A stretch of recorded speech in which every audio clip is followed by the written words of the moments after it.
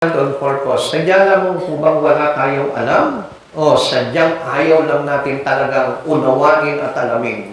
Yan po yung tanong po sa atin dito. Ano kaya sa palagay ninyo, sadya lang bang wala tayong alam?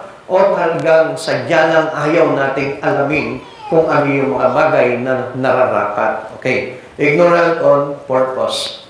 Fear involves the power of memory. Kaya nga, ito po ay sinabi po sa atin ni Pedro, ni Apostol Pedro, mga minamahal, ito ang ikalawang sulat ko sa inyo. Sa dalawang sulat na ito ay sinikap ko. Ipaalala sa inyo ang ilang bagay. Ipaalala sa inyo ang ilang bagay upang gisingin sa inyo ang malinis na kaisipan. What is this clean thoughts that are given to us by our God, teaching us and those things that we learn from God? Ano kaya ito malinis na kaisipan na ito? Yung mga bagay na tinuro sa atin ng Panginoon, na pinahayag sa atin ng mga propeta at ng apostol ng ating Panginoong Jesucristo patungkol sa ating Panginoon. We need to frequently revisit the moment of our new birth. Nung time, natatandaan niyo pa ba nung time na, sandali, dito muna po kayo tumingin. Yan.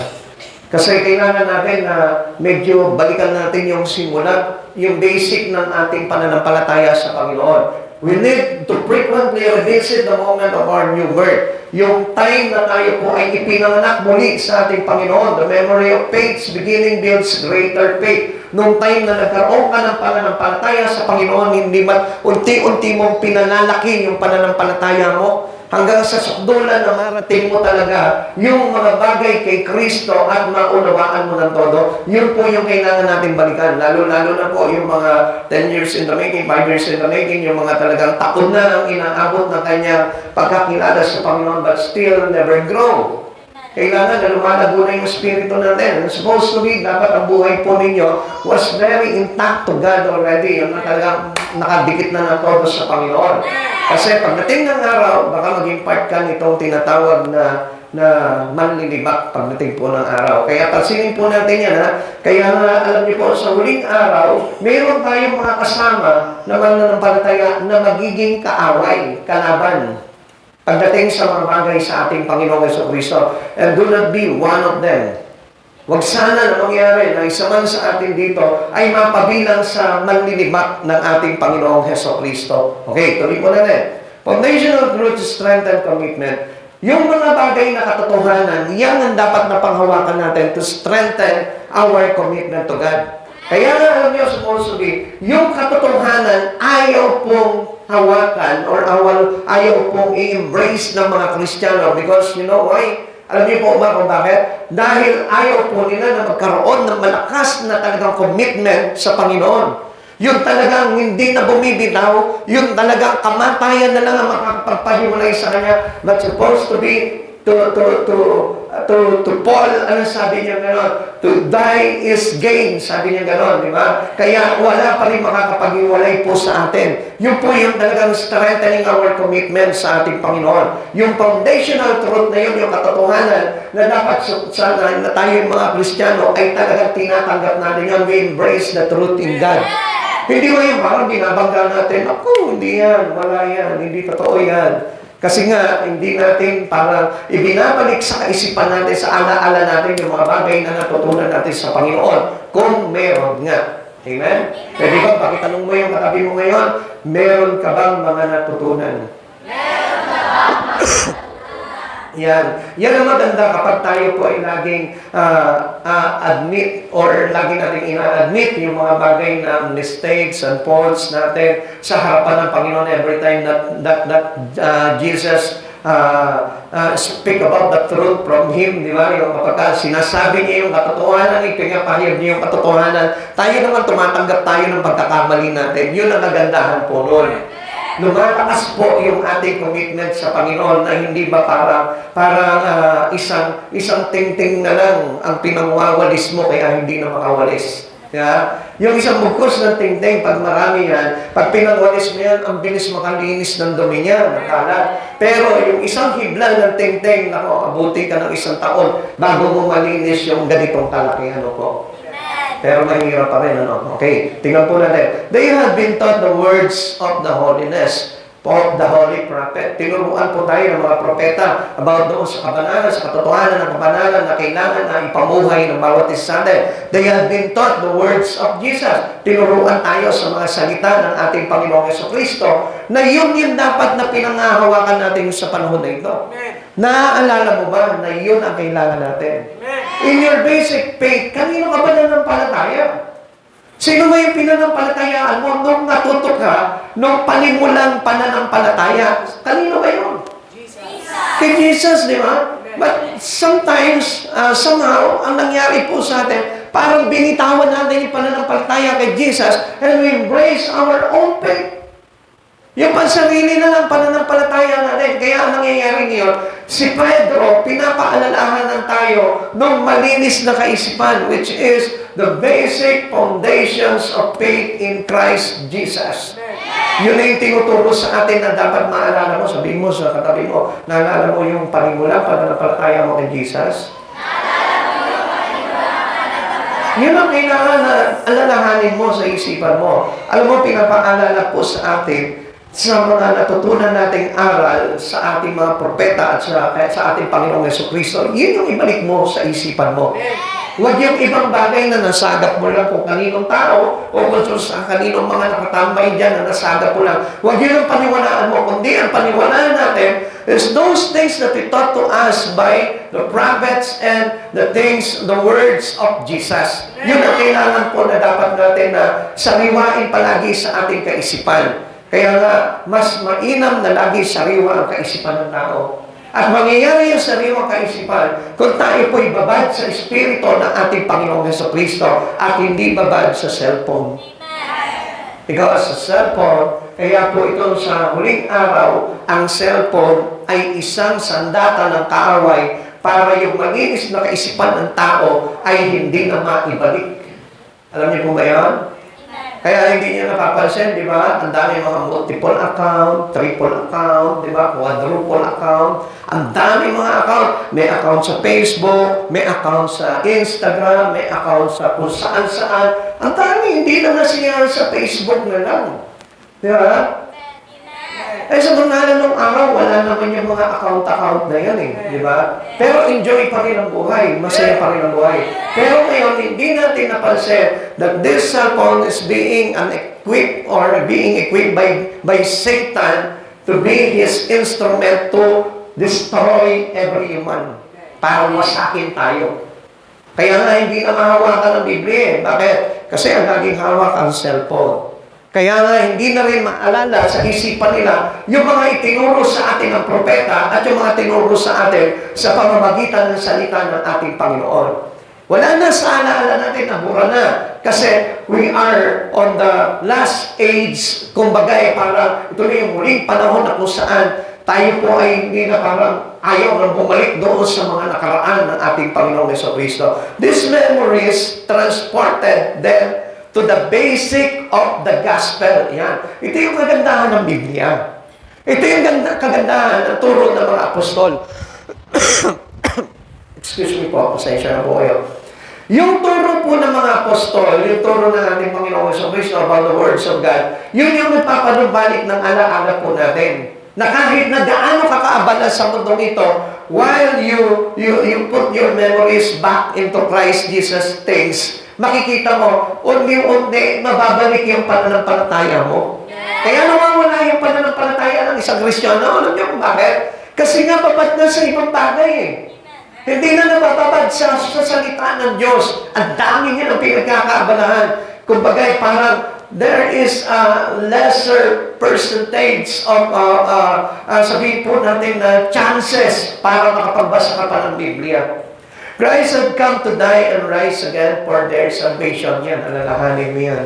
Ito yung mga bagay na basic of the gospel na kailangan maalala mo. Ano bang ginawa ni Jesus? Na pinako siya sa krus, namatay, nilibing at sa ikatlong araw ay nabuhay na muli. Alalahanin mo palagi yan. Every time na nag-enjoy ka sa mundo, lagi mo alalahanin pag nakakita ka cross of Christ, ito yung dahilan kung bakit ako naligtas. Ito yung reason kung bakit nagkaroon ng saysay ang buhay ko. Dapat ganun po tayo mga Kristiyano.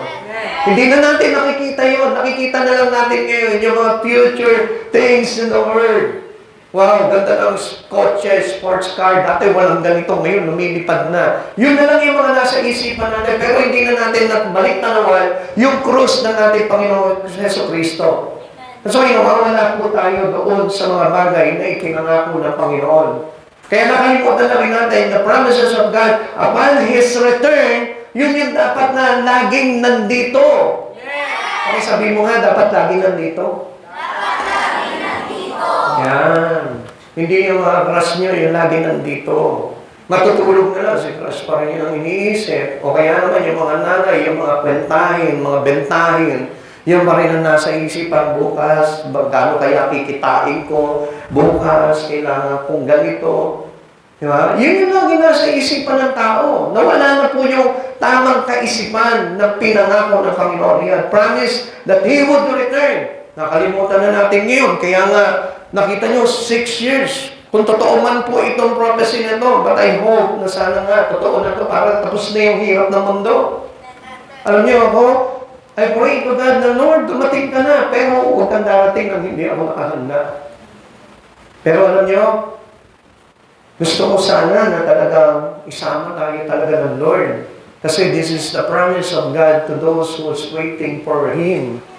Sa mga tao na talaga naghihintay sa Kanya. Ngayon, paano mo masasabi niyon na ikaw mismo hinihintay mo yung promises ng Lord sa Kanyang pagbabalik na isasama Kanya? Paano kaya yun? Are you waiting for this promise? Oh, no, hindi.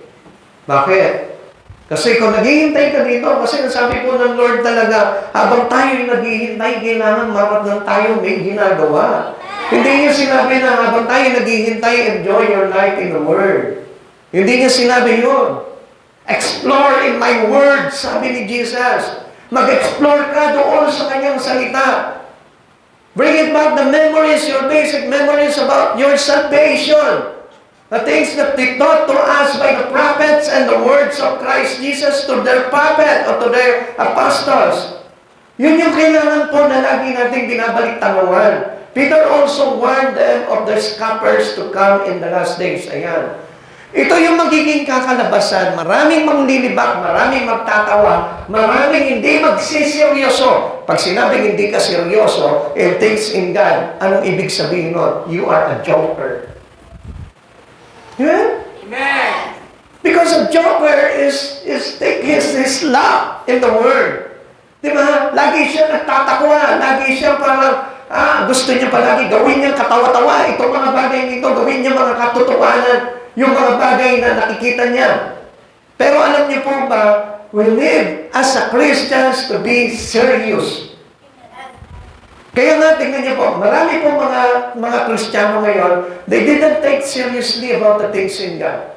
O sige, okay, church tayo, Sunday. O sige, let's go in church. Hindi na nila pinagpepreparan po yun. Kaya nga, they didn't bring their offerings into the Lord. Kaya nga, kalimitan, mapapansin niyo nga po pagpunta sa church, walang offer sa Lord. Imagine that.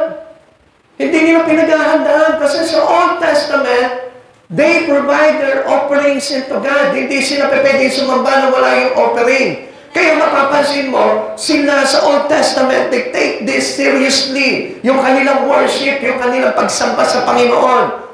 At hindi natin mapapansin, sa Old Testament, mayroong mga itinalaga sa kanila sa pagsamba sa Panginoon.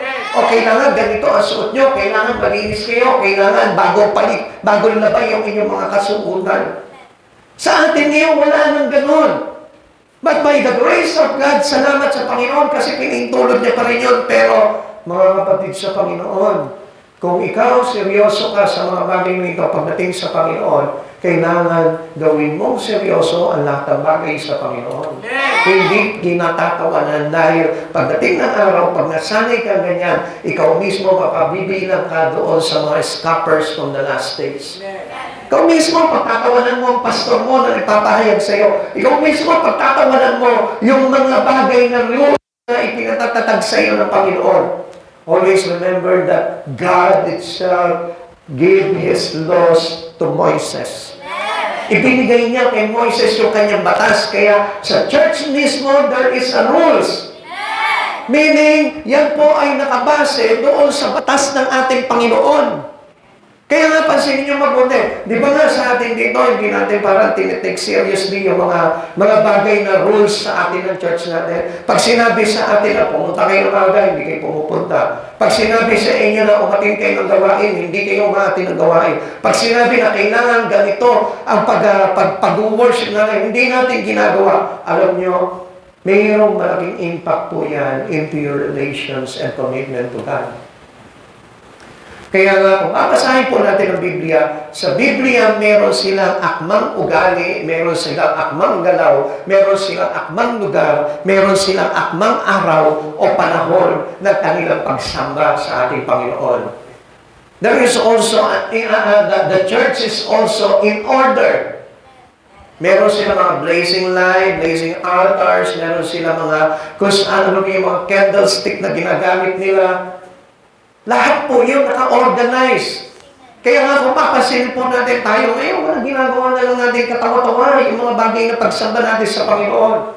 At kung minsan, kapag sumasamba pa tayo, hindi natin tinatanggap na seryoso tayo pagdating sa ating Panginoon para, you, God. Okay lang yan. Parang ikaw lang yung friend ko eh. Parang ganun na lang.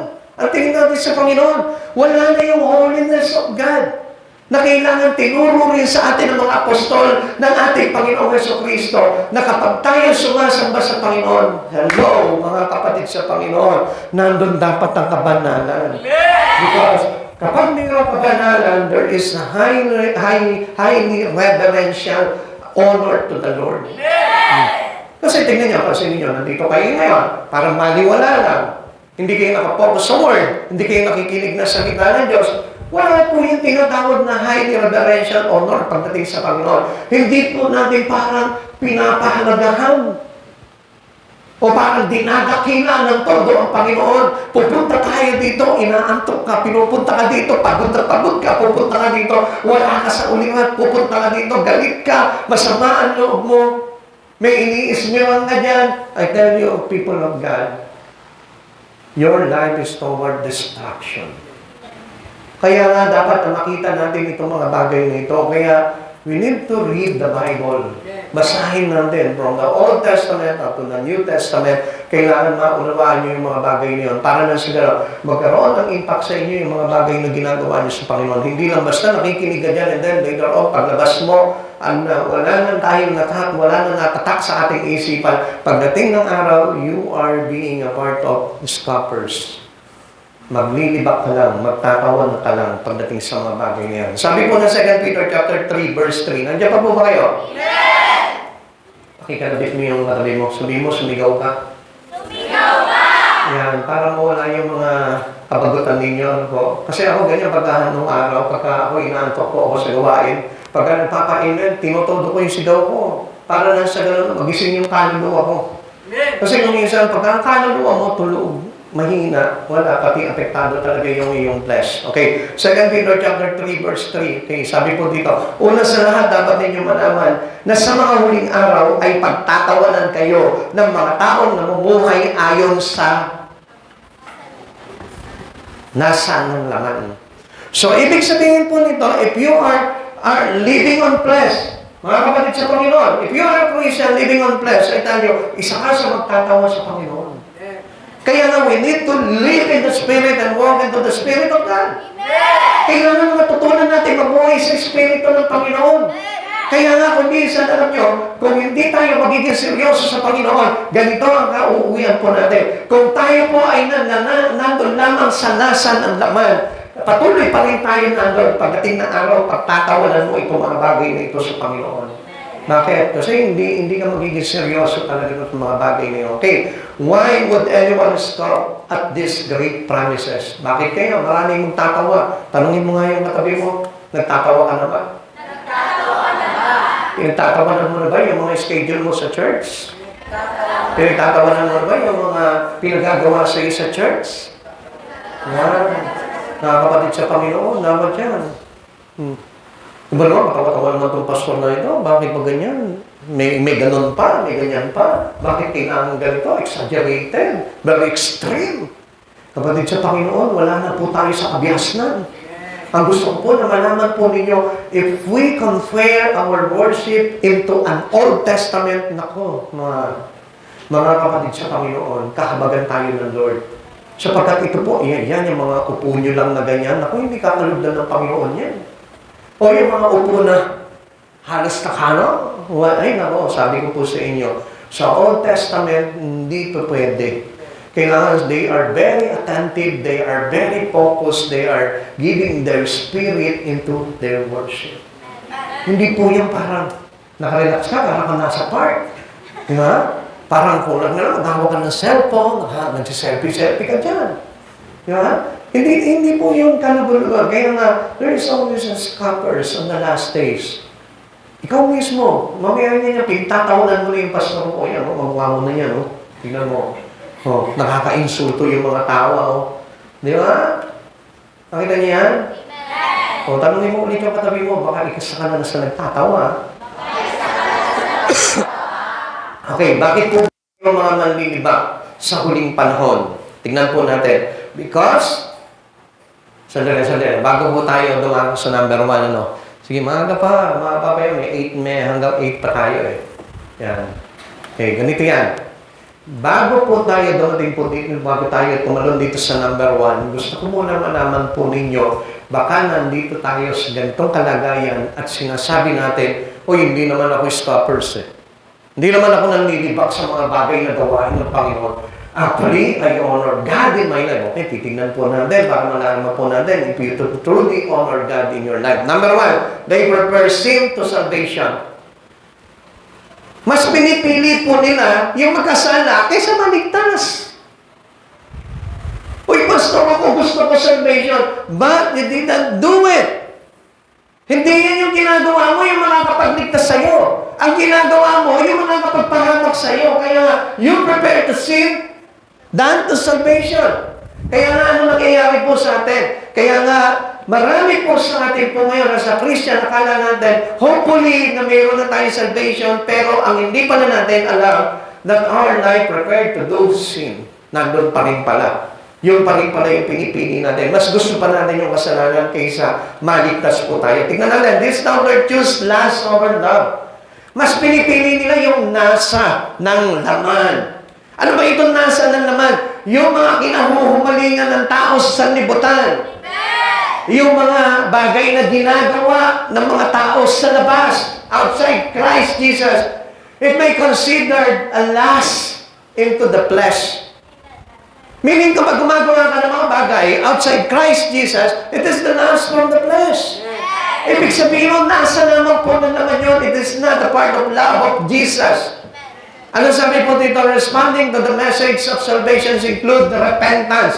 So, ibig sabihin, kung talaga you prepare to have salvation, dapat po na lagi po tayo meron tinatawag na pagpapanibagong buhay. Tanungin mo nga yung katabi mo, meron ka na ba nun? Tanungin mo yung nagtanong sa'yo, ng alin? Sagutin mo ngayon, ng pagpapanibagong buhay. O, di ba? Paminsan, marami mga Kristiyano ngayon, they attend service, they listen to the Word of God, but still, there is no changes in life. Wala pa rin pagbabago sa kanilang buhay. Kaya ano nangyayari po dito? Still, they got into their lust. Nandun pa rin sila, nakapaloob pa rin sila sa nasa ng kanilang laman. Ano yung ginagawa nila? Magpayaman, magpaganda, magpakasarap sa buhay, at in-enjoy yung mga bagay na walang kinalaman sa Panginoon. Amen. Kaya nga, alam nyo, ito yung sinasabi po sa atin dito ni Pedro, na kung saan balikan natin yung basic faith natin in Christ. Nawala tayo dun Kasi nung time na tinanggap natin si Jesus, yun yung supposed to be that there is a new birth in you. That there is a change in our life. Faith in Christ result in a new birth. Sabi po ng John chapter 3 verse 1-7. Basahin natin. May isang ginagalang na pinuno ng mga Hudyo.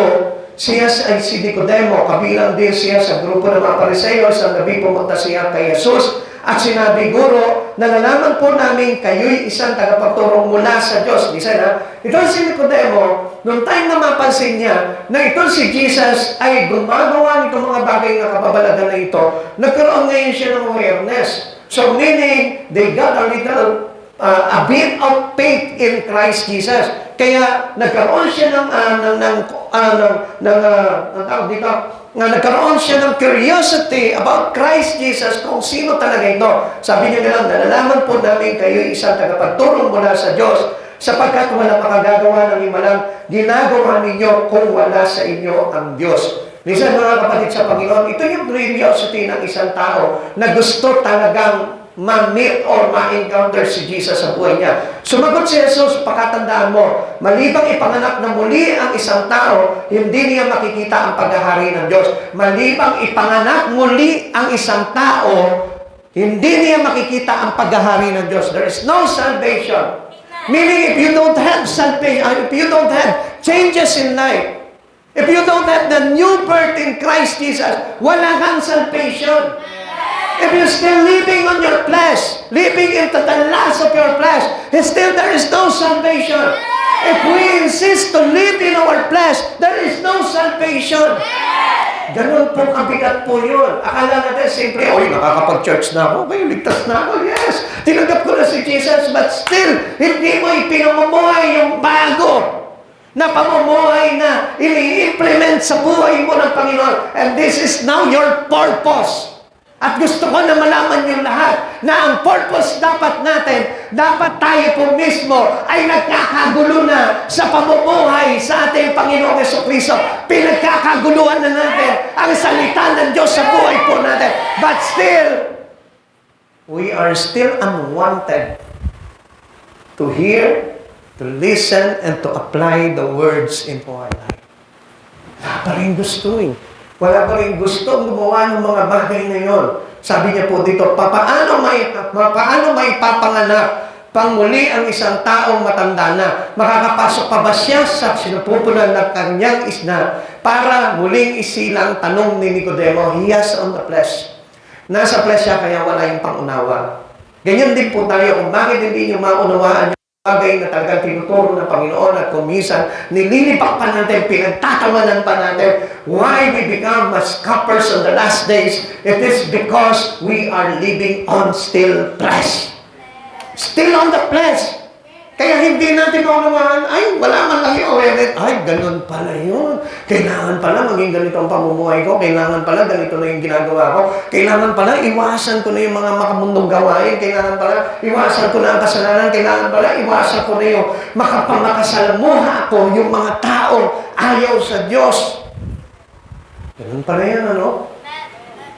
Yun yung nilalagay sa isipan natin when we have the Spirit of God, a fun encountering God. The very first encounter mo sa Panginoon, there is a new birth na maglalagay sa iyo into awareness para gawin yung pamumuhay na pagbabago.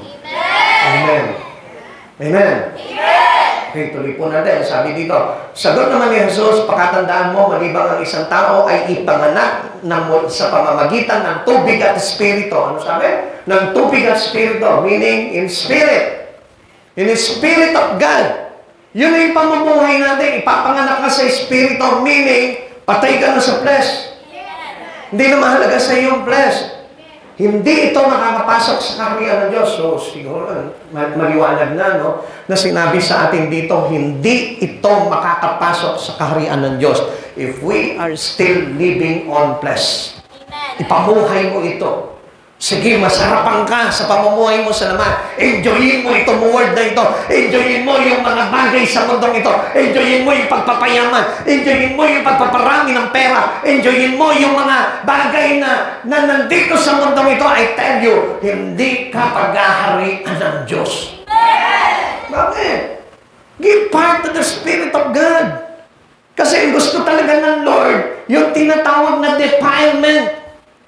Babaguhin niya yung bagay na naisangkap sa buhay natin. Amen, mga kapatid sa Panginoon. Hindi lang yan yung simpleng bait, maliligtas ka na. Yung parang naging mabait ka lang sa kapwa mo, tinulungan mo yung kapwa mo, oh yan, tayo ka dyan, kaya mo ba? Kaya mo ba? Hindi yun yung kaligtasan. Oh, you know, may pamerienda ka pa. Oh, pamerienda ka mamaya. Hindi yun yung kaligtasan. Ang kaligtasan, kailangan talaga ipinamumuhay natin yung Espiritu na inilagay sa atin ng Panginoon, which is the living in the Spirit of Christ Jesus. Ang taong ipinanganak ayon sa laman, listen, ang taong pinanganak ayon sa laman ay laman, at ang pinanganak ayon sa Espiritu ay Espiritu. Meaning, ang ipinanganak sa laman, mamamatay. Ang ipinanganak sa Espiritu, mabubuhay. So, ibig sabihin niya, pag ipinanganak ka sa laman at hindi ka na ipanganak sa Espiritu ni Kristo, mamamatay ka. You will have a destruction. Amen? Walang buhay na walang hanggan. Huwag kang magtaka sa sinasabi ko sa inyo. Kayong lahat ay kailangang ipanganak na muli. Sino yung nagsabi nito, mga kapatid sa Panginoon? This is very powerful words of Jesus. Having that own salvation in Christ. Kaya nga kung gusto mong maligtas, baguhin mo yung buhay mo. Kailangan bigyan mo ng mas malaking part si Jesus sa buhay mo. Make Jesus an emphasis to your life. Hindi ba yung parang ang liit lamang ni Jesus? Asan? Hanapin mo ba si Jesus? Asan si Jesus? Asan si Jesus? Asan? Hanapin mo, hindi mo makita. Malaki pa sa kuto mo. Di ba? Kaya hindi mo makita sa buhay mo eh. Hahanapin mo, di ba? Ang kuto, paghahanap ka. Saan yung kuto? Hanapin mo yung kuto mo, tapos pangag mo. Hindi mo. Hindi. Mas malaki pa nga yung kuto kaysa doon sa part ni Jesus sa buhay mo. Buti pa ang peklap, marami sa iyo. Pero ang kuto ay ang kuto si Jesus. Hindi ba kita sa buhay mo? Kaya nga kailangan, it may be an emphasis to you. Palakihin mo si Jesus sa buhay mo para makita yung kalakihan ng pamumuhay mo na kay Jesus. Meaning, there is changes already. Amen. Amen. Kung paano tayong ipinanganak sa mundong ito, kailangan ipanganak tayo sa Espiritu ni Jesus at maipamuhay natin si Jesus. Di ba nung ipinanganak tayo sa mundong ito, pinamuhay natin ang mundo? Now, you need to be light with Christ Jesus. Pag ipinanganak ka kay Jesus, sa Espiritu ni Jesus, kailangan ipamunahin mo na si Jesus. Ganun po ang ibig sabihin po nun. At hindi pa pwede po yan, ay, basta nagsisimba na ako, basta nababasa na ako ng Bible, basta nagpe-pray na ako, okay na. Hindi po yung ganun ang pamumuhay. Ang pamumuhay talaga into the Spirit, ay talagang makikita mo yung emphasis of Christ Jesus in your life. Ginagawa mo na yun, nag-aakay ka, lahat ng mga bagay na ginagawa ng Lord, ginagawa mo yun, sumusunod ka sa kalooban ng Panginoon, hindi mo ino-oppose yung mga bilin niya sa iyo, yung tagabulinin niya sa iyo, ginagawa mo yun. Ganon ang pamumuhay sa Panginoon. Pag sinabi niyang bawal, bawal. Pag sinabi niyang wag, wag. Pag sinabi niyang ganito, ganito, yun ang dapat. The new birth brings about a new life. Yan, nagbibigay ng panibagong buhay. Tanungin mo yung katabi mo ngayon, okay, may bagong buhay ka naman. May bagong buhay ka. Parang alam ko lang, bagong church. Di ba? Bagong church. Ang kailangan natin is bagong buhay, a new birth in Christ Jesus. Katulad po na sinabi na 2 Corinthians chapter 5, verse 17, those who one with Christ Jesus is a new creation. New creation. Hindi na ikaw yung dati. Hindi na ikaw yung dating Sebastian, hindi na ikaw yung dating Dimple, na bago na yan. Makikita mo yung bagong pagkatao na yan. Hindi na yung dating magaspang na Sebastian, kundi siya na yung ngayon yung parang gentle Sebastian na ngayon. Amen. This new life makes holy living possible. Makikita mo na yung kabanalan, di ba? Hindi na yung makikita mo, makakakita ka ng Kristiyano, makikita mo nandun sa mga kanto. Nandun mo yung kabanalan sa kanto. Nandun mo yung kabanalan, nakaumpok doon sa kung saan lugar ng mga hindi naman talaga pwestuhan ng mga tao na naglilingkod kay Kristo. Listen mga kapatid, this is a honest things in Christ Jesus. Ito po yung katotohanan. Kung talagang Kristiyano ka, hindi ka masama nakikisalamuha doon sa mga sabihin natin, mga ungodly things.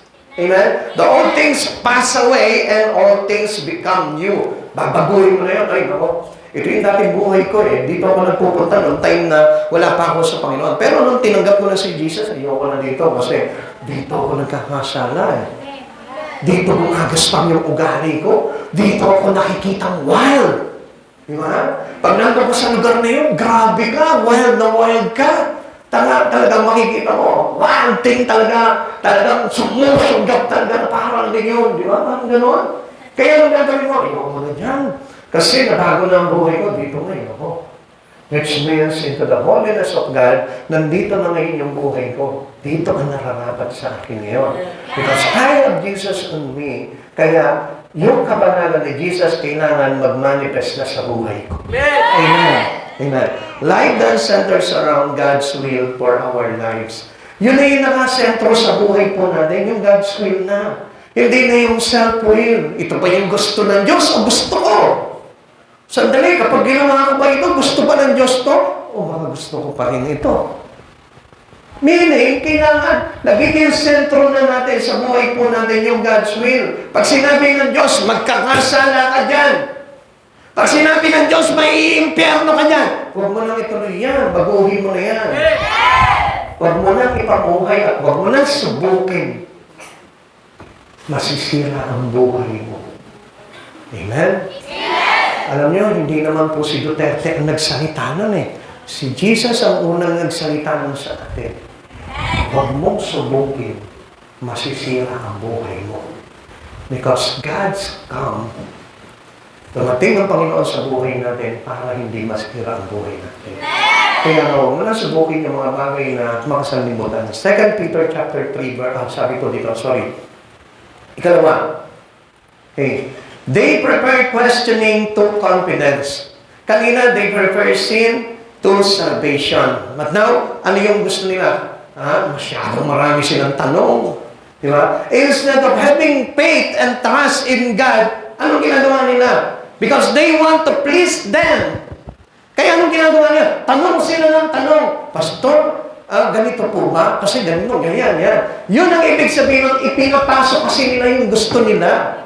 Ganun po yun. That's why they question God. That's why they question about the words of God. Ang dami nilang tanong. Pastor, kailangan ba talaga ganyan? Pastor, kailangan ba talaga na magbagong buhay? Pastor, kailangan ba talaga na iwanan yung mga bagay sa sanlibutan?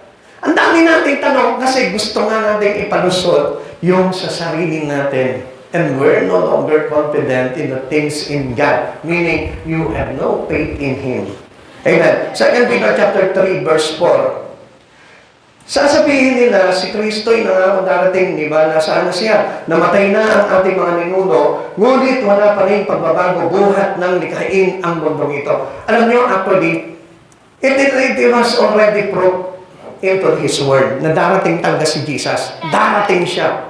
100%, 100, o gawin na natin 1,000%, darating ang Panginoon. Hindi sasablayan. Kasi lahat ng pangako ng Diyos, it already fulfilled. There is only one promises. Ang daming pangako ng Diyos, ang daming mga prophecy ng Diyos sa Biblia. 2,000, if I'm not mistaken, 2,500 promises or prophecy of God. Ang naganap na yung 2,000 prophecy. Fulfilled. Ngayon, magtataka pa ba tayo? Ilan na lang yung natitira? Konti na lang. So meaning, 1,000% mangyayari yung pagdabaglik ng ating Panginoon. Kaya, huwag mo lang questionin. Huwag ka na mag-aalinlangan. Trust in God. Have faith. Manalig ka na. At pag sinabi ng Lord, mag-prepare ka na. Ihanda mo na yung bahay mo, yung buhay mo. Get ready for the coming of Jesus. Amen. Kaya nga marami po talaga nag-stop sa ating Panginoon. Maraming nagtatawa sa mga bagay na itinuturo sa Biblia about the things for His coming. It is because they don't trust God. They don't have a chance to believe in Christ Jesus. Wala eh. Ayaw nilang bigyan ng pagkakataon yung sarili nila na talagang manalig sa Panginoon. Ang alam lang nilang pananalig, pagpapalain ako mamaya ng Panginoon. Be-bless ako ng pera ng Lord. Ganun lang yung alam nilang pananampalataya. Pero yung pananampalataya na kapag ipinamuhay ko ang salita ng Diyos, maliligtas ako. Wala. Alam mo na kailangan na magkaroon tayo ng pananampalatayang totoo sa Panginoon, pero still, hindi pa rin tayo talagang totoong nananampalataya sa Lord. Amen. This is covered questions, Christ's return. Ito po yung mga pinagtatawanan po nitong mga manlilibak na ito. Yun yung kanilang pilit na kino-question. Pinag-aalinlanganan. Where the promise of His coming? Asa na? Asa na yung pangako na babalik si Jesus? Kaya nga hindi pa makabalik kasi ikaw naman eh. Sabi mo sa katabi mo, kaya hindi makabalik si Jesus dahil sa'yo.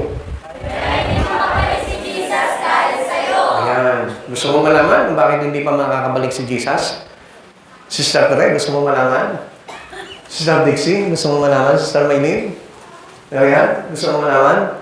Kung bakit? Tanungin mo yung sarili mo. Kung bakit hindi pa bumabalik si Jesus? Kasi ano? Because we're not ready. But if you tell Him that I am ready, God will return. Babalik si Jesus. Tanungin mo yung katabi mo. Handa ka na ba? Ikaw na lang yung hinihintay eh. Tayo na lang hinihintay eh. Maaaring hinihintay ako ng Lord. Hindi ka pa ganong handa. Kaya kailangan maganda ka para na sa naman gawin ko na yung pagparito ko, yung pinangako ko. Amen? Nagtataka pa ba kayo? O nagtatawa? Huwag ka na magtaka at magtawa. Dahil ang totoo niya, kaya hindi mo bumabalik si Jesus, it is because you're not ready. Sabi mo sa katabi mo, mag-ready ka na. Mag-ready ka na. Di ba nga, kapag ka nakikinig ka ng salita ng Diyos, hindi ka pa nga nakapokus eh. So, hindi ka pa ready. O nakita mo nga, nasasaktan pa yung damdamin mo, hindi ka pa ready. O nakita mo nga, wala ka pang balak magbago, still gusto mo pa rin, di ba, magpayaman sa mundo. Hindi ka pa ready. Ang sabi ng Lord, magpayaman ka doon. Amen? But still, hindi ka pa nagpapayaman doon. Diyan ka pa lang nagpapayaman. Amen? O, di ba? Sino di ba ready na? Nagdesiyahan. O, di ba? Halos wala pa tayo eh. Kasi kung talagang ready ka na, dapat supposed to be, lagi ka nasa church, nagpa-pray ka. Lagi ka nasa labas, nag-aakay ka. But still, wala ka pa rin akay. Wala ka pa rin nadadala sa Panginoon. Isn't it? Di ba? Hindi pa rin. Kaya nga, gusto ko pa na malaman po ninyo, kaya hindi pa tinutupad ng Panginoon yung pangako niya dahil hindi pa tayo handa. At never question His promise of return. The question, I will come again. Sabi nila, kailan? Asan? Bakit wala pa? Nagtatawa sila. Andyan na, malapit na. Baka mamaya 2030, nandyan na siya, hindi ka pa nakapaganda. Nag-enjoy ka pa sa mundo. In-embrace mo pa yung mga kaibigan mo sa mundo. Instead na embracein mo na yung mga kaibigan mo na mananampalataya ni Jesus. Wow! Balik sa Panginoon. Yun lang, that is an easy things to do, pero hindi natin magawa. Minsan mas gusto pa rin natin kasama yung mga ungodly kaysa sa mga godly. Bakit? Kasi nga, nandun pa yung puso mo eh. Where your treasure is, there is your heart. But if you said that Jesus is in your heart, where Jesus is, nandun dapat ang puso mo. Kapatid sa Panginoon, huwag mong sabihin, nandun sa mga ungodly friend mo, yung Jesus na nasa puso mo ay tayo wala doon. Nandun sila into the fellowship of the saints, nandun sila into the gathering of prayerful people. Nandun sila into the Bible study. Nandun sila sa mga taong mahayo, nagpe-preach ng gospel ng Lord. Nandun si Jesus. Wala doon sa mga ungodly things sa buhay mo. Amen. But do not mistake. Huwag po tayo magkakamali doon. Akala natin, lagi tayo sinasamahan ng Panginoon. But I tell you one thing, He is not on the place which is unholy. Hindi siya pwede doon. Because that place is owned by Satan. At wala po siyang transaksyon kay Satan. Because he hates Satan. Because Satan gave us destruction. Jesus gave us salvation. Kaya gusto ko malaman mo, huwag mo nang questionin ng Panginoon, maghanda ka na. John 14 verse 3, at kapag naipaganda ko na kayo na matitiran, ako ibabalik at isama ko kayo upang kayo'y makapiling ko kung saan ako naroon. Imagine that, Jesus telling us, kung saan ako naroon, dapat nandun din kayo. Sabi niya gano'n, He promised every Christian who believe, sabihin mo na rin, truly believing God. Nangako siya dito sa mga tao na ito, na sabi niya, upang kayo'y makapiling ko kung saan ako naroon. Pero ang dami sa atin, sinasabi natin, I believe in Christ Jesus and I believe that Jesus will come soon, pero still, you are on the gathering of a sinner. Nandun ka pa rin sa kapulungan ng mga masasama. Nandun ka pa rin sa kapulungan ng mga walang Diyos. Nandun ka pa rin sa kapulungan ng mga scoffers to Christ. Hello, kapatid. Gusto ko na maintindihan niyo yung mga bagay nito because love for Christ brought us into holy things. Yung pagmamahal natin sa Panginoon, yun yung nagtutulak sa atin sa kabanalan ng ating Panginoong Jesucristo. And without holiness, alam natin na hindi tayo makakakita sa Panginoon. Christians sees that great promise and rest on it. Dapat nga po, ito po yung talaga kinukuha natin eh. Yung ina-achieve natin na meron tayo sa buhay natin because this is the believer's blessed hope. Ito po yung napakaganda talagang sabihin natin pag-asa natin sa inarap. Tito chapter 2 verse 13, ang sabi po dito, habang inihintay natin ang dakilang araw na ating inaasahan, ito ang pagbabalik ng ating dakilang Diyos at tagapagligtas na si Jesucristo. Ang sabi po dito, while we are waiting, anong dapat na gawin natin? Cease everything that give us holiness.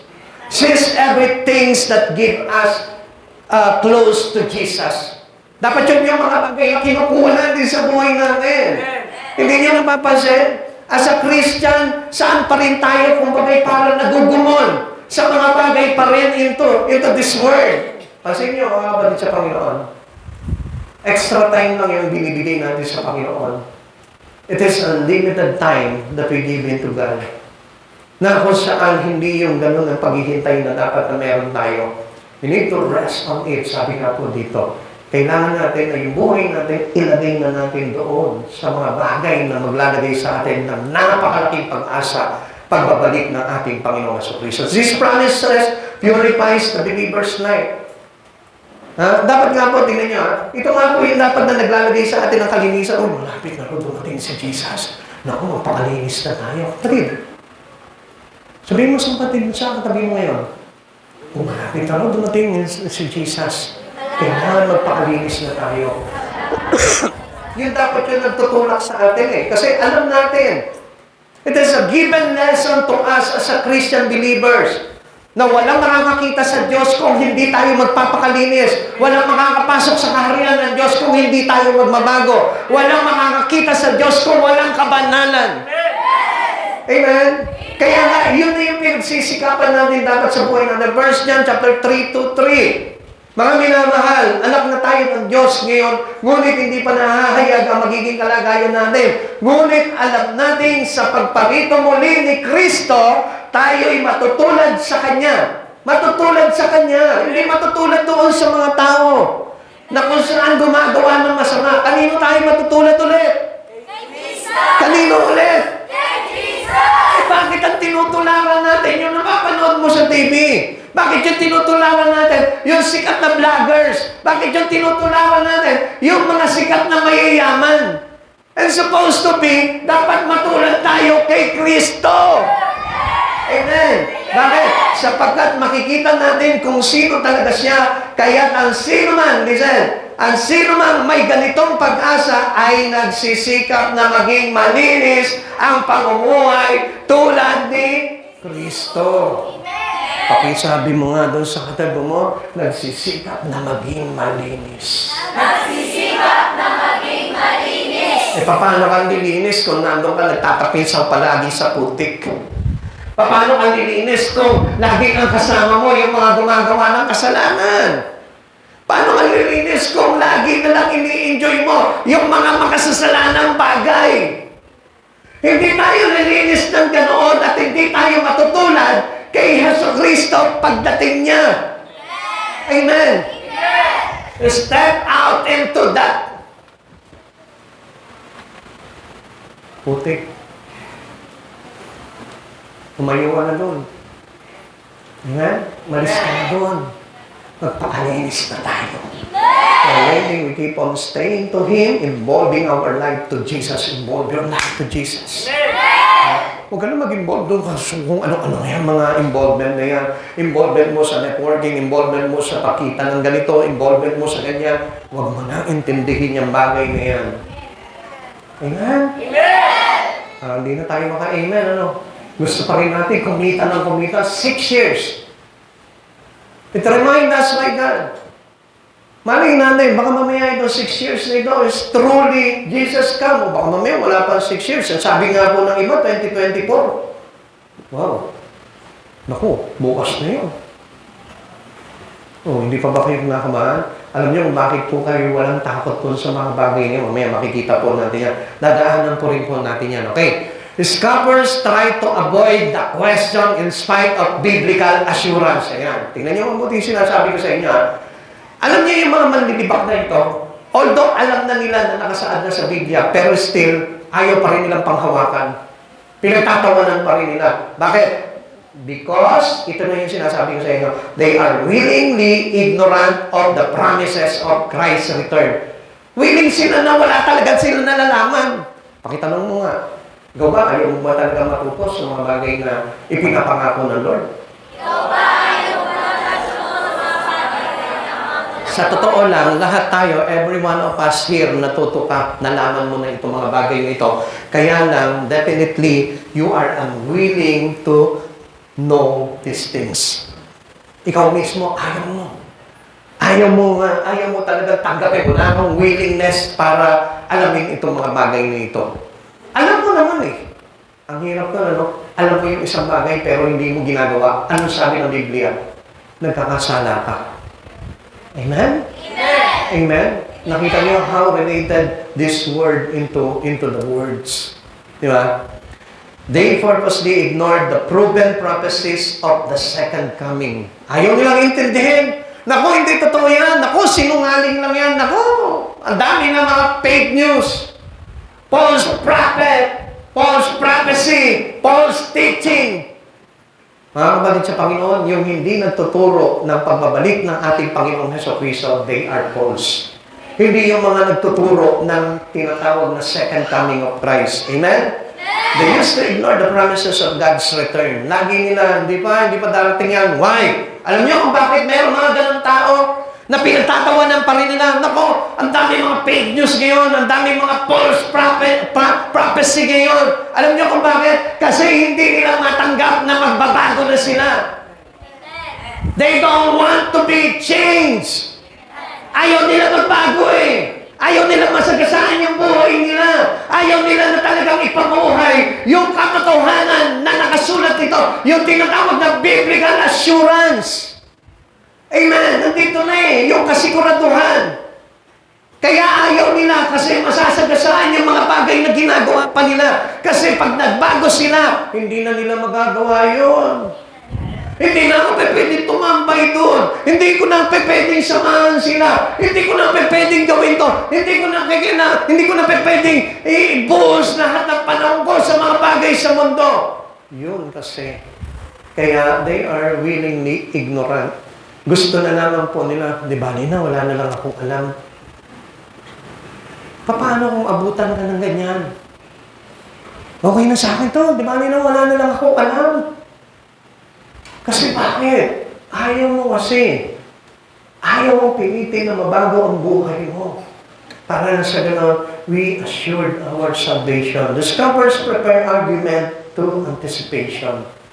Instead na dapat naghihintay tayo, anong ginagawa natin? Naku, argue tayo ng argue. Uy, pastor namin, naku, masyadong extreme kung ano ang mga sinishare sa amin. Instead na tanggapin mo yung bagay na yun na itinuturo sa iyo para makapaghanda ka. Anong gagawin ngayon ng mga scoffers? You said, baka merong scoffers dito. Anong gagawin nila? They keep on arguing. Hindi pa yan. May narinig akong pastor, ganito ang sabi niya eh. Hindi naman tayo dapat matigatig eh. Hindi pa yan. Dapat huwag namin muna intindihin yan. May narinig ako sa isang aral na gano'n eh. I tell you, people of God, listen. If you listen, you might get what God's reminding us. Kung hindi ka makikinig, maaaring ma-miss out mo kung ano yung mga paalala at babalahan ng Panginoon sa buhay mo. Amen? Amen! Instead of anticipating the things in God, di ba? Kaya dapat nga, asahan na natin kung pagdating, wow, thank you Lord, darating ka na. Alam ko, nakasama ako dyan, kabilang ako dyan. Anong ginagawa po natin? ang kinahihiligan po natin, yung ipasok pa rin yung buhay na gusto natin. Amen? Instead of, malapit na dumating ang Panginoon, iwanan ko na to. Magbabago na ako. Kasi alam ko, sasabit ako dito sa kasalanang ito eh. Dapat ganun nga po tayo eh. As a true believer in Christ Jesus, masama itong ginagawa ko to. Hindi talaga kalulugdan ng Panginoon to. Dapat ayusin ko na. Amen? Amen? Yun yung purpose ng Lord kung bakit nagpapaalala siya sa atin.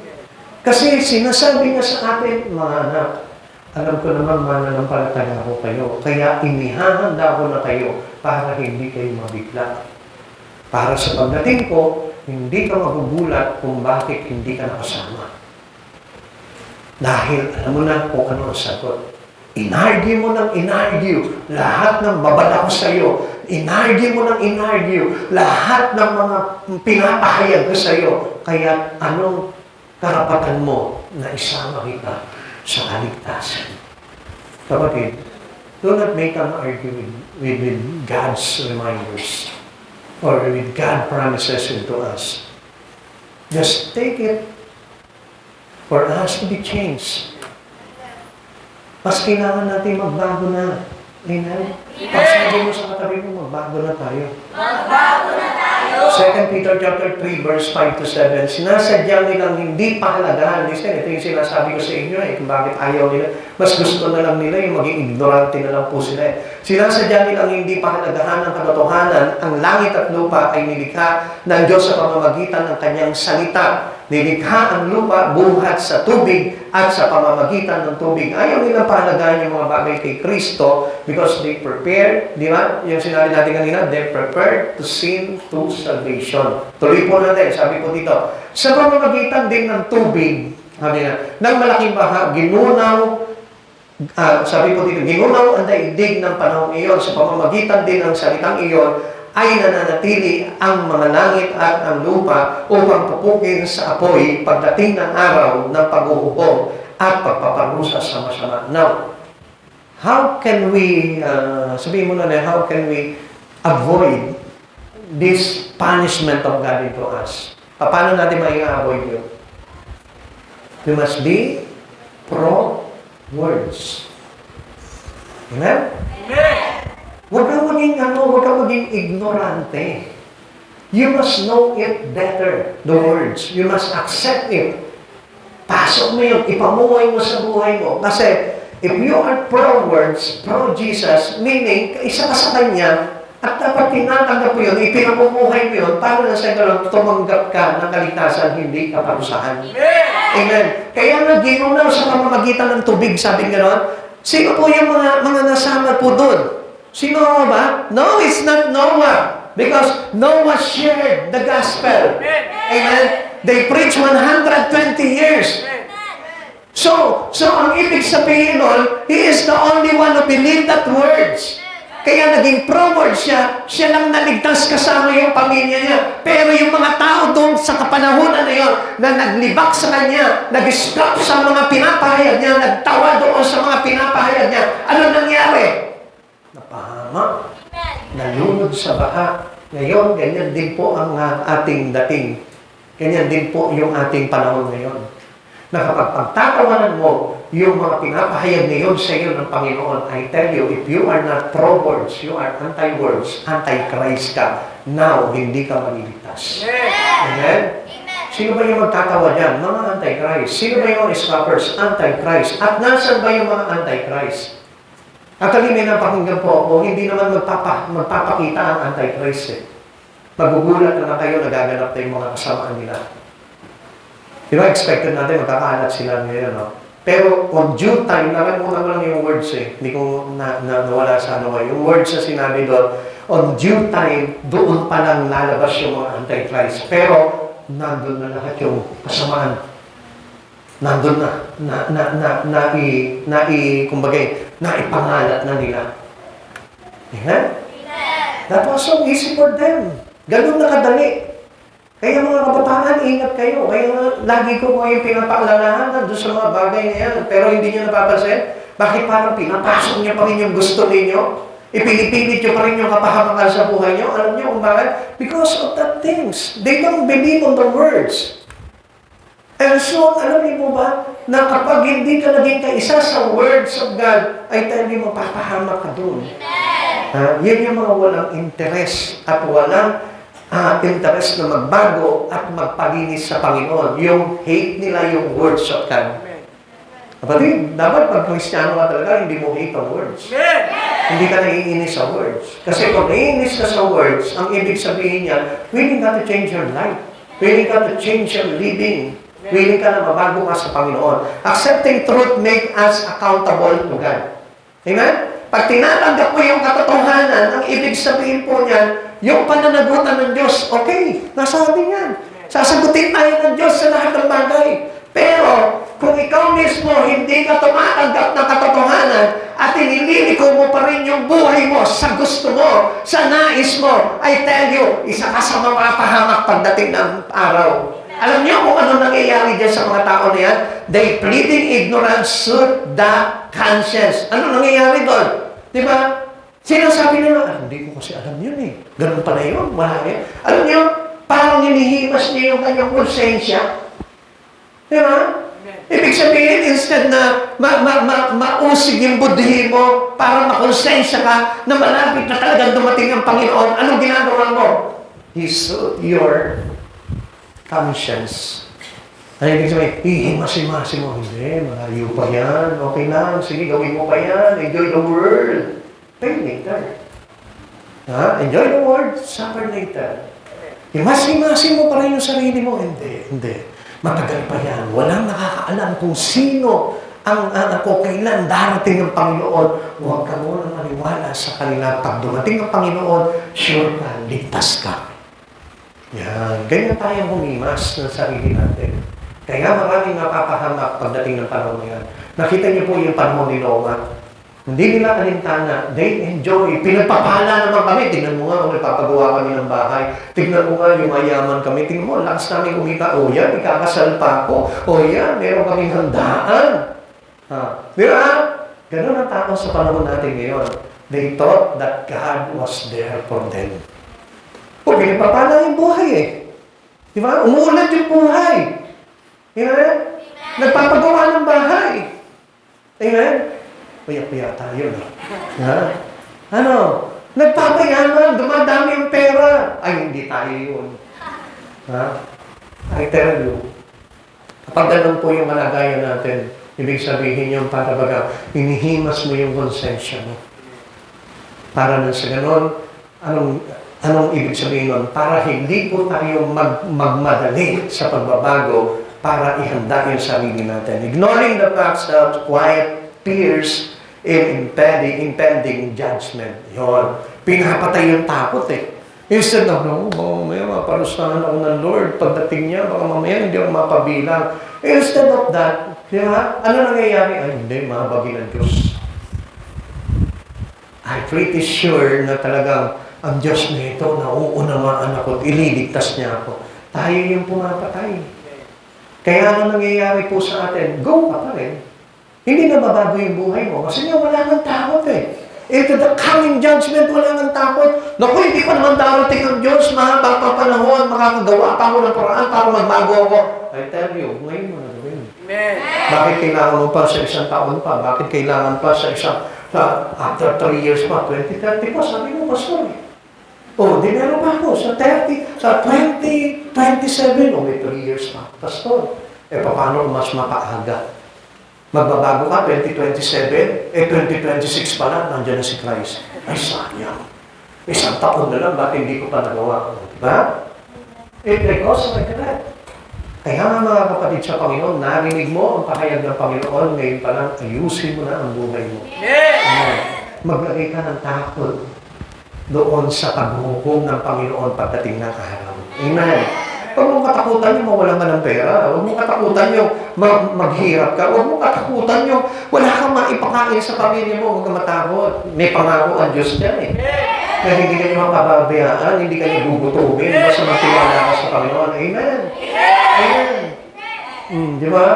May proof na nga Lord eh. Bakit ba si Pastor nakakapagpagawa pa ng bahay? Di ba? Wala namang kinikita. Oh. Ang hina nga ng echo. Amen. O, tingnan mo, ilan lang ang nag-amen, yung mga nag-LO lang. Pero yung mga hindi nag-LO, hindi maka-amen. Ha? Supposed to be, alam nyo, sa totoo lang, hindi nyo ba nakikita, pinakikita ng Diyos yan? Oh. Nabubuhay lang kami sa simpleng pagbebenta lang ng aso. Oh. Pero napupunan yung mga bagay na kailangan po namin. Hindi pa ba tayo magpasalamat sa Panginoon doon? Na halos nakaka-high blood na nga kami, kakakain. Samantalang yung iba, trabaho ng trabaho, pero ginugutom pa. Amen? O, hindi naman kayo amen yung iba. Trusting God.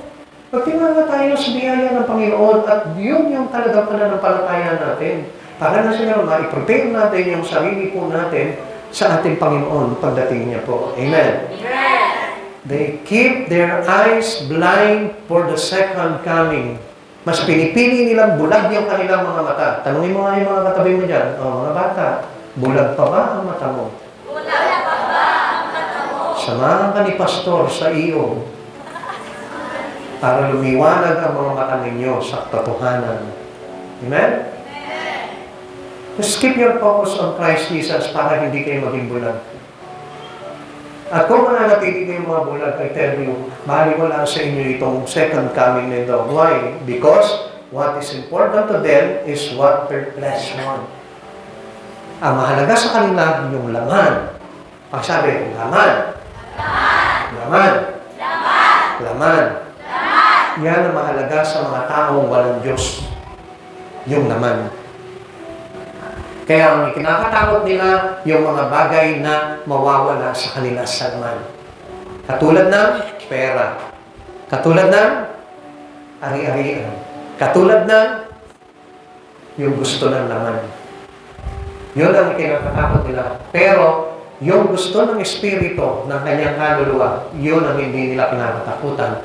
That's why they keep their eyes blind for the coming of Christ. Amen. They have no intentions to change because they choose keep life evil. Hindi nyo napapansin yun? Wala tayong kamalay-malay. Mas pinipiliin pala natin mamuhay ng masama. Mamuhay sa kasamaan kaysa mamuhay doon sa pagbabago kay Kristo Jesus. Mas pinipili natin mapasama. Okay na. Okay na ako dyan. Akala natin, iligtas ka pa rin ng Panginoon. Basta in-insist mo kung ano yung gusto mo. Batid sa Panginoon, delikado ang kalagayan mo. Sapagkat, if you want to choose changes, or the holiness, or a new life in Christ Jesus, hindi ka talaga maliligtas. Magsasuffer ka pagdating ng araw into the judgment of Christ. Kapatid, malapit na yun. At napipinto na pagdating talaga ng Panginoon. At sa oras nito, I praise and thank God dahil inihahanda niya na tayo. Mahal tayo ng Diyos. Mahal ng Diyos itong church na ito. Kaya nga lagi niya tayo pinagsasabihan ng mga bagay, anak, malapit na akong dumating. Binubulong niya sa iyo sa oras na ito. Anak, malapit na akong dumating. Ihanda mo na yung sarili mo, malapit na akong dumating. Anak, malapit na akong dumating. Bigay mo na yung buhay mo sa akin. Layuan mo na ang kasalanan. Iwanan mo na ang kaguluhan ng mundo. Malapit na siyang dumating. Sinasabi niya sa iyo, huwag ka nang takot. Ilayo mo na yung buhay mo sa kasamaan. Ilayo mo na sa kaguluhan ng mga kabataan. Hindi mo ba nararamdaman yung tapik ng Diyos sa iyo? Na kung saan gusto ng Diyos na maligtas ka. Na kung saan gusto ng Diyos na ingatan ka. Na kung saan gusto ng Diyos na magbago ka. At layuan yung mga bagay na kung saan makakapagpahamak sa iyo.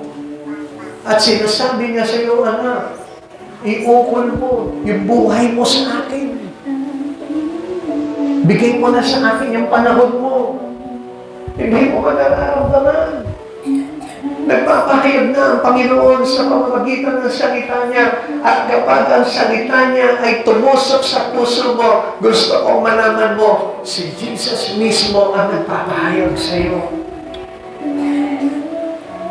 Sabi po ng Hebreo 10:26-29, matapos nating malaman at tanggapin ang katotohanan at sadyain pa rin nating magkasala, wala nang handog na maiaalay pa para sa ikapagpapatawad ng ating mga kasalanan. Ang naghihintay na lamang sa atin ay ang kakilakilabot na pag-uukom at naglalagablab na apoy na tutupok sa mga kaaway ng Diyos. Ang napatunayang lumabag sa kautusan ni Moises batay sa patotoo ng 2 o 3 saksi ay walang awang pinapapatay. Gaano kabigat sa akala ninyo ang parusang nararapat sa taong humamak sa anak ng Diyos, lumapastangan sa dugong nagpatibay, sa tipal at nagpabanal sa Kanya at lumait sa mapagpalang Espiritu. Listen, mga kapatid sa Panginoon, huwag niyo mga intindihan, please, mga kapatid ninyo. Makinig po kayo dito. Dahil sa oras na ito, dumarating sa iyo ang Espiritu ng Diyos, inaabot ka. Huwag mong lapastanganin.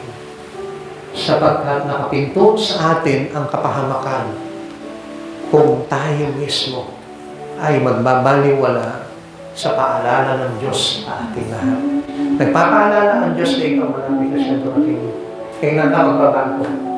Maaari ba tanongin mo yung sarili mo, kailan ka magbabago? Kapag huli na ang lahat, kapag nandoon ka na sa impyerno, wala na kaligtasan doon. Ang kaligtasan nandito ngayon.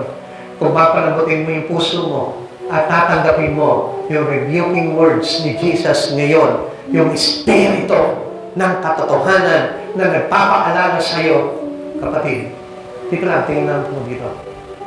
Hayaan mo yung batas, Tamay. Dahil ito, pabayaan mo lang. Pabayaan mo. Huwag mo kasi, hindi ka walang tumingin yan. Sige, mawawala tayo yun eh. Ganyan talaga ang mga bata. Do not ignore the Spirit of God. Yung Espiritu ng Diyos ang nagsasabi sa atin na malapit ang dumating ng Panginoon. Ayaw niyo mapahamak tayo sa mga kalagayan natin. Even when marami akong pagkakamali na nagawa sa Panginoon, then I revive myself, my spirit. At itinatama ko lahat ng mga bagay na yon na nagawa ko sa Panginoon because I want to get ready. And I prepare to choose to be ready for this second coming. Kapatid, nga po kayo rin mismo. Hinihimo ko po kayo lahat. Talikuran na natin yung mga kasamaan. Talikuran na natin yung mga makasimundong sa makasalibutang bagay. Magbigay ka na ng kagalakan pagdating sa Panginoon. Ibuhos mo na kung ano yung magagawa mo sa Panginoon. Hindi masarap makipagbarkada. I tell you this, kayo mga kabataan, gusto ko malaman to. Tungo sa kapahamakan ang mangyayari sa inyo kung hindi nyo tatalikuran yung mga barkada nyo. Mark my word. This is the Spirit of God. Dimple, Andrea, Renren, Kate, Kisha. Kung hindi kayo tatalikod sa mga bagay na masamang ginagawa ninyo, I tell you one thing, hindi kayo mapapabilang sa paghahari ng Diyos. I remind you, katulad nyo rin ako, na kailangan may baguhin sa buhay ko at may talikuran sa buhay na ito. At kung hindi ko gagawin yun, katulad nyo rin ako mapapahamak. Gusto ko malaman nyo yung mga bagay nito because of the Spirit of God is alive. Buhay siya sa church na ito. Ihanda nyo yung sarili nyo. Napaka-ikli na ng panahon. Hello you people of God. Huwag kayong matakot. Huwag kayong matakot na iwanan kung ano yung mga bagay na kinakatakutan nyo. Trabaho, pagkita ng pera, pagpapayaman, pagpaplano ng inyong mga pamilya. Planuhin nyo yung inyong tahanan doon sa langit. Sapagkat sa sandali na dumating ang Panginoon dito, lahat ng bagay na pinaghihirapan nyo dito sa mundong ito, walang saysayan. yung inyong mga business, yung inyong mga pinagkakakitaan, do not take it seriously. Kung meron ka niyan, thank you, Lord, for giving me this business. Thank you, Lord, bigyan mo ng pagkakakitaan. Ganun lang. Pero yung ubusin mo yung buhay mo doon sa mga bagay na yon, to the point na hindi mo na magamit yung buhay mo for the glory of God, I tell you, mapapahama ka. Mark my word. Because this word, pinanghahawakan ko galing sa Panginoon. Dahil hindi ko lamang ito sa inyo tinuturo, kundi sa akin at sa aking pamilya. Talikuran mo, Cheska, kung ano yung bagay na dapat talikuran. Miriam, talikuran mo. Basta. Worker of this church. Ano man yung mga bagay na dapat talikuran, talikuran. There is no exemption. Mika, kung ano yung mga bagay na masama, na alam mo na compromise yung iyong relasyon sa Panginoon, talikuran mo yan. I know that every one of us has a dark side. Alam ko, na bawat isa sa atin dito, there is a darker side. And that was an evil side na kailangan natin tapusin. Janine, Talyang, Judilyn, Karen and Dave. Gusto ko na itong words na ito na ipinangaral sa atin ng